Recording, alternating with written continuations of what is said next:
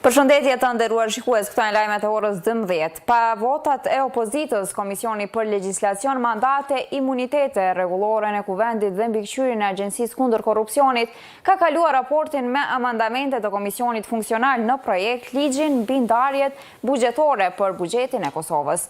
Deputetët e opozitës e cilësuan projekt ligjin si mashtrim, ndërsa vlerësuan se ai nuk i përmbush kushtet e qytetarëve dhe se si i tillë nuk mund të votohet. Deputeti i Partisë Demokratike të Kosovës, Hajdar Beqa, ka tekstuar se nëse qeveria reflekton mbi ligjin për paga, atëherë subjekti do të votoj buxhetin.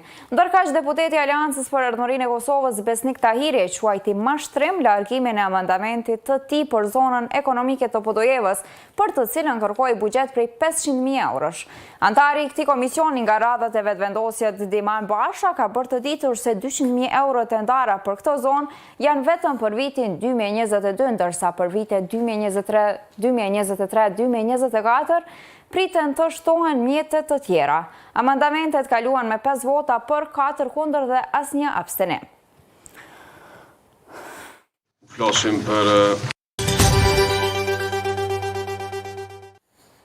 Presidenti Vjosa Osmani ka graduar të hënën komandantin e ri të forcave të sigurisë së Kosovës, general majorin Bashkim Jasharin, në postin e general lejtenantit nëpërmjet një ceremonie në të cilën mori pjesë edhe kryeministri Albin Kurti.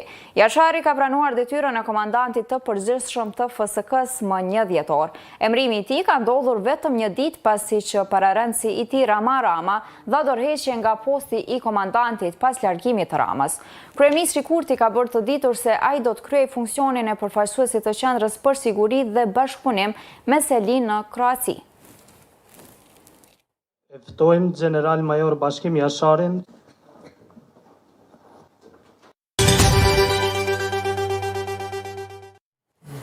Me dëshminë e dëshmitarit të 9 të prokurorisë ka filluar të hënën në dhomat e specializuara në Hag, seanca gjyqësore e radhës ndaj ish-pjesëtarit të UÇK-s Salim Mustafa. Në shpalosjen e dëshmisë së tij, dëshmitari i mbrojtur ka thënë se kishte marrë pjesë në zhvarrimin e një trupi nga një varr në të cilin ndodhej edhe trupi i pajeti një personi tjetër. Pyetjet e para nga prokuroria janë zhvilluar në seancë private, pasi që sipas prokurore Silva pyetjet lidhen me hollësi identifikuese.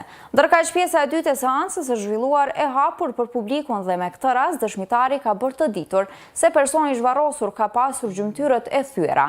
Në akt akuzën e konfirmuar më 12 qershor të vitit 2020, Mustafa akuzohet për krime lufte, ngarkohet me përgjegjësi penale individuale dhe përgjegjësi penale si epror, si dhe për ndalim arbitrar, trajtimizor, torturë dhe vrasje e paligjshme.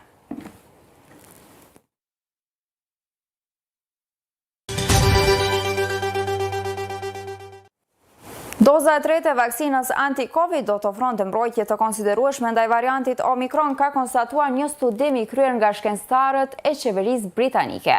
Ata kanë bërë të ditur se ky variant i koronavirusit është duke u përhapur me shpejtësi dhe se nga mesi dhjetorit mund ta kalojë atë të mëhershme Delta. Shkencëtarët kanë konstatuar se Omikroni mund të përhapet edhe në vendet me shkallë të lartë imunizimi, duke rrezikuar mbi ngarkimin e spitaleve dhe duke e vështirësuar jetesën.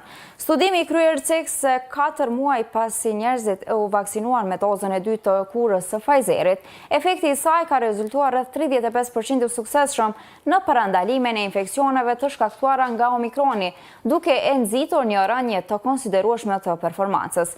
Ndërkaq doza e tretë rriti efikasitetin në 75%.